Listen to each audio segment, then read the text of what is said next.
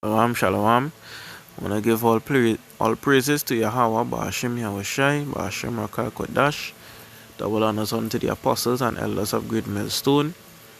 Salutation unto the brothers that pushing us through the four corners of the earth. For the aquats and the speckled birds that listening and learning, we say shalom. Now, this video will be more focused on women, right? I like to keep it short, right? Nothing too long and complicated. Alright, so let me jump straight into it.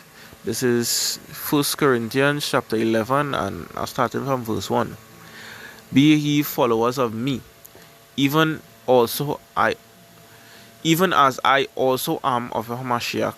Now I praise you, brethren, that ye remember me in all things, and keep the ordinances, as I deliver them unto you. But I would have you know that the head of every man is Hamashiach, and the head of every woman is the man, and the head of the Hamashiach is Yahweh. Right? Now, to put it simple, Yahweh Shai, man, woman. Right? It ain't no woman upon this face of the earth that above anybody but the animals and them. Right? Them under we. Because we know it have a lot of two-thirds and even heathens, thanks to Esau. They feel like, they over the man and they don't need man. In them head they have it as, well, we could go and get our own money, we could grind. You could go on TikTok now or even Facebook and you will see a post somewhere where this woman grinding and getting her own money, and in the comments somebody in the blue dress, so what? Yes, girl, get your own money. We don't need these men out here, or something like that. I see a post just like that today. This woman posting that she's successful or whatever it is. Okay, cool. You are your money, right? Somebody in the comments jump up. Yes, you're successful. Once you could get your own money, and you successful by yourself, you don't need a man. That is the mentality them have in their head. But then again, that is what Esau push. Feminism. Feminism. They have it in their head that without them, we can be born and all kind of shit. That ain't making no sense. Because in the first place, how would I even reaching the... How the seed even reaching in you? How the seed even reaching in you? You want to tell me about... Because you carrying we in the belly. You come like you just holding we, Right? It's we are the genes, everything, and we give you the seed, You can't have nothing without the seed. It's like you come like you just the dirt, and we are the seed, right? It's we are the plant, the seed. You understand? So you can't tell me about without you, we can't be born and all kind of shit. It's without we. You understand? And we was. I'm matter of fact, I ain't going into all of that. Let we continue though. Verse 4. Every man praying or prophesying, having his head covered, dishonored his head. Hence the reason why you always see we on the streets with we head covered with durag and them kind of thing. The most you will see is like a bandana around we head, but not covering the whole thing, right? Verse 5. But every woman that prayed or prophesied with her head uncovered dishonored her head, for that is even all one as if she was shaven.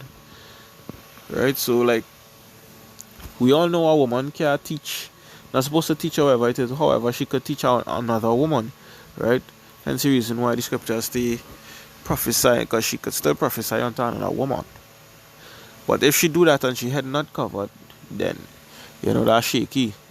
That she done off already. You understand? And she can't pray either. Right? She can't go before the Lord and have she head uncovered. She head must be covered. Verse 6. For if the woman be not covered, let her also be shorn. But if it be a shame for a woman to be shorn or shaven, let her be covered. Right? Well, that's self-explanatory. For a man indeed ought not to cover his head, for as much as the image of the image and the glory of Yahweh, but the image is the glory of, but the woman is the glory of the man. Salakia. Kind of had the sniffles here. I don't want to say the cool, but anyways. Verse 8. For the man is not of the woman, but the woman of the man. Neither was the man created for the woman, but the woman created for the man. Right? Well, this is self-explanatory, but at the same time, it's like, you know, this is what I was going to say earlier, and I say, I ain't gonna think, because, you know, it come along right here. Right? It kind of, in a way, going back to what I was saying earlier, when the woman saying that without them, we can't be born. Right? But like the Lord said here too, all it was made for us. Right? We should be the ones going around saying we don't need all, yeah? Really and truly, because we don't need women, you know. Right? Because one of my brothers monitor Zach say, all women good for is for sex and cooking. Right? And making a meal and them kind of stuff. Right? But hey, really and truly, the scriptures say, in these times especially, right, you don't need a wife, you know. It's better to stay by yourself. You know? It's better to stay by yourself, because, you know, you could give all your time and devotion unto Yahweh. But the scripture also say, if you needed a wife, then, you know, it's okay to have one. Right? Because I am my wife. Right? If she am just slow, she want to cool, however, but hey, it's the truth, so you can't think, you know. Anyways, verse 10. For this cause ought the woman to have power on her head because of the angels. Nevertheless, is the man without the woman, neither the woman without the man in Yahweh. Alright, same way. You know, it say, nevertheless, is the man without the woman, neither the woman without the man in Yahweh. Alright, so like about that. I'm going to read over the scripture again. Nevertheless, neither is the man without the woman, neither the woman without the man in Yahweh. Alright, so it come like them same thing with these wicked tutors and them, especially, let's be saying. You know, them saying that them don't need we, and without them we can't be born of. Hey, the Lord say, neither is the man without the woman, and the woman without the man. Right? So it's not nothing about without you and without this, however. Right? Because the two other correspond. Right? I think that is just how he set it. But hey, let me jump to this other scripture here quick. Now, let me get to the dread part here now. This book of Zephaniah, chapter 1, verse 8. And it shall come to pass in that day of Yahweh's sacrifice, that I will punish the princes and the king's children, and all such as are clothed with strange apparel. Right, so you see what's going on here? And strange apparel. So for all the women who like to wear pants, you know, it have a lot of women, like, you will watch them and say, them looking so innocent, but them even self know in their head, them thinking they so innocent, or them living a life righteous. They're trying not to steal or partalk anybody. They're trying to be nice, you know, because that's what I grew up learning. But not knowing you still sinning dread just by having on that strange apparel, you know. Same thing goes for the men, you know. One bag of man that's be having on skills and all kind of thing. Look, the whole country, I believe it's Germany, you know. Them just push men wearing skills and all these kind of shit. But hey, you log on put them to that for that. Because what kind of shaky thing is that? Down to all the them artists and them, especially the ones like Lil Nas X and even Young Thug, who does have one yeah, I don't know, just for the whole album art. You know, yeah, I don't know who just you know gonna get put to that. Cause you paying on them thing for? You's a man. You just trying to show everybody that is really a bitch. Even though we don't know that already. But anyways, next scripture one time. Alright, the scripture here. I should I bring this one first, eh? But hey, say what? Deuteronomy 22 and verse 5. The woman shall not wear that which pertaineth unto a man, neither shall a man put on a woman's garment. So the same thing as going back to say. You understand? Same thing I was saying before. With man putting on dress and woman putting on pants and them kind of thing. And it's not just them thing alone, you know. It's a lot of other things that man will be wearing, which is woman own and woman. And hey, simple as even the saying strange apparel, right? Even simple things as putting on what does call these things? Oh God.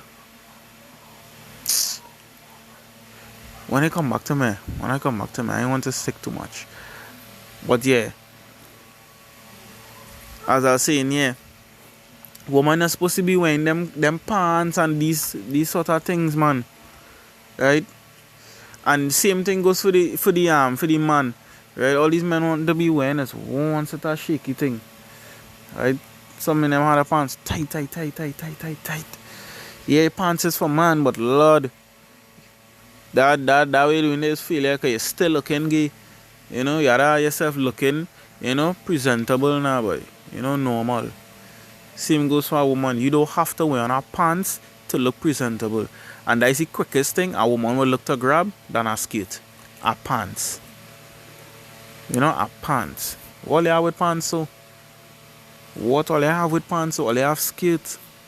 Because even when I was small, I always used to be saying, I find it so unfair that a woman could get to wear pants and a skirt, but we can't wear a skirt.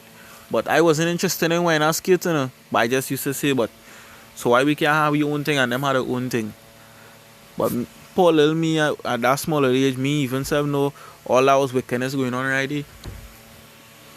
You know? Because you mostly see women wearing pants than skirt.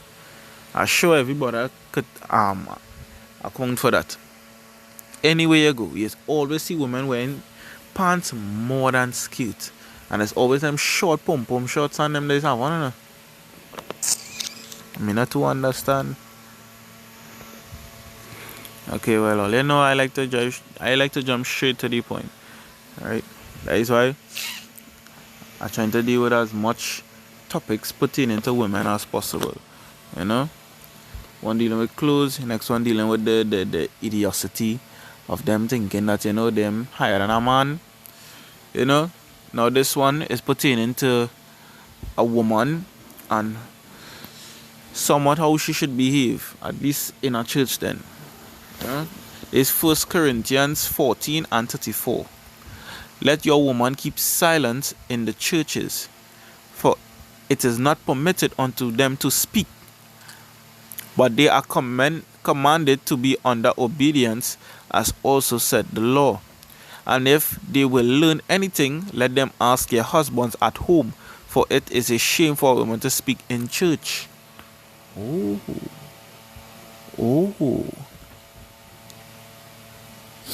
Wait. And where this is? And where this is in the New Testament? You know, if this was in the Old Testament, the first thing Christians was going to say is that, hey, that is in the past, boy. That is in the past, because I have a brethren that just tell me that same shit. Listen, no matter how much time I try to talk to you about the truth, it's like, you know, he will sit down and you listen, right? But he done get caught up in that Christian doctrine that this next wicked tutor that thief up here and get him into, right? Because for the longest while I was talking to him, you know.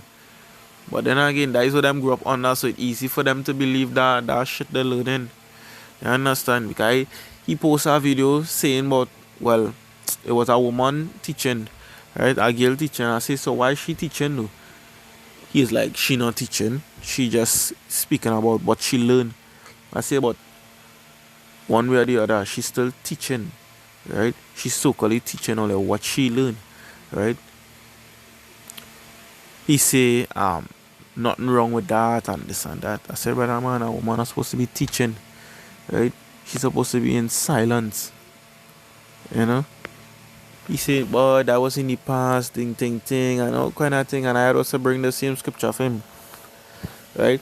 But not for nothing they want to believe. You understand? Right? But the scripture have it plain and simple here. A woman not supposed to be teaching, and she not supposed to be opening she mouth in church. Right? If she did, she could listen. Right? And like the scripture say, when you go home, right, you have your questions, you ask your husband. You understand? You're supposed to open your mouth and say, well, why they say so and that? No, brother. No, brother. That be a wickedness. You understand? Alright, this one will be the second to last scripture for the night. You understand? This is the book of Isaiah chapter 4 verse 1. And in that day 7 women shall take hold of one man, saying, we will eat our own bread, wear our own apparel, only let us be called by thy name to take away our reproach. Now, the point I really want to show from this scripture now, right, it's basically like a next topic about woman. Right? The first part is what I really want to think with, you know. It say, and in that day 7 women shall hold on to one man. Right? So in the days now, when they come in, well, we don't know it's the end time already. But like when I reach the time for this then, where all hell break loose. All hell break loose. People's running around like wild ants, like bachak. They want to know what the hell going on. And that is when them women and them especially go be looking for we and say, hey, these men on the streets those preaching thing.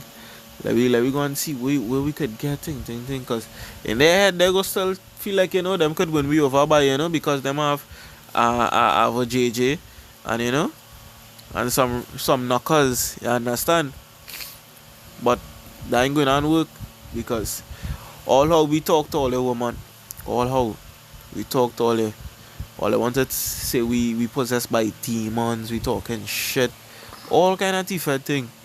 Now you want to still come by these possessed demons to save you. Well, you gotta fix your mix. Let me bring the last scripture here for you. Alright, there's the book of 2nd Ezra chapter 16 verse 31. Even so in those days there shall be 3 or 4 left by them that search their houses with the sword. Now, like I say in the Isaiah, right? In those days we're talking about, you kind of get our next idea here about the time frame then. The part where people will be scandalous, everybody looking for food, so they're robbing a neighbor and this and that, So I'd say in those days there shall be 3 or 4 left by them that search your house with the sword. So people running in your house with the modern day sword, which is a gun, to take your food or whatever it is. Someone they might survive, someone they might survive. Verse 32. And the earth shall be laid waste, and the fields thereof shall wax old, and her ways and all her paths shall grow full of thorns, because no man shall travel there through. The virgin shall mourn, having no bridegrooms. The women shall mourn, having no husbands. Their daughters shall mourn, having no helpers. In the wars shall their bridegrooms be destroyed, and their husbands shall perish of famine. You understand? See how that connected with the Isaiah 4 and 1? Their husbands and things gonna be put to death, right? The daughters, they will say they have no helpers, which is basically the same thing, right? Because we know a woman could only get saved through her husband. You understand? So it's like they go finally get to realize that now, and they're gonna be searching for the men of the Lord. They're gonna be searching for the men of the Lord. But hey, we just had to wait for that time come. Like the Akims and them say, this is the biggest I told you so ever. This will be the biggest I told you so. And hey, we enduring, and we you can say we somewhat suffering in terms of that because like, you know, we really just can't wait. We waiting patiently, but we can't wait at the same time. We just reach to the part where we could say, "I told you so." You understand? We can't wait until we reach that part, really and truly. Because right now, when I say we suffering in a sense, because it's like, you know, we waiting because the every day, or let me say every week, whether we post a video or we go out in the streets, or even if we talk to our colleague and work about the truth, you know, and they don't believe you and they're watching it like you're mad and this and it, that. Especially the scoffers, them is the ones I can't wait for the most, you know. I have a lot in my work, you know. You know?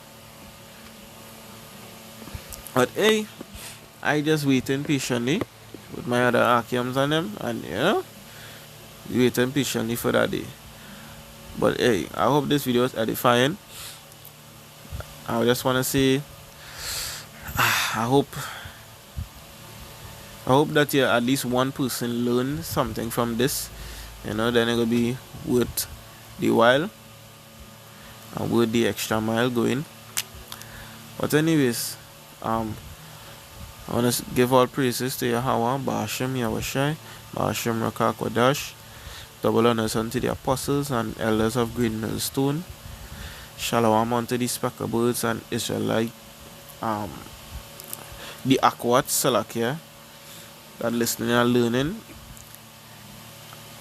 I hope everybody stays strong in the truth, and for the ones who now coming in, learn as much as you could, you know, and start to spread the word same way. The Lord say tell them whether they're here for bear, so don't be disappointed if you know, you ain't bring somebody you really wanted to come into the truth, because if they ain't come, you know, it's the Lord just didn't choose them now. You know, it have a lot of things you will lose coming into this truth, but the things that you're losing compared to the things that you're gonna gain, trust me, it's really worth it.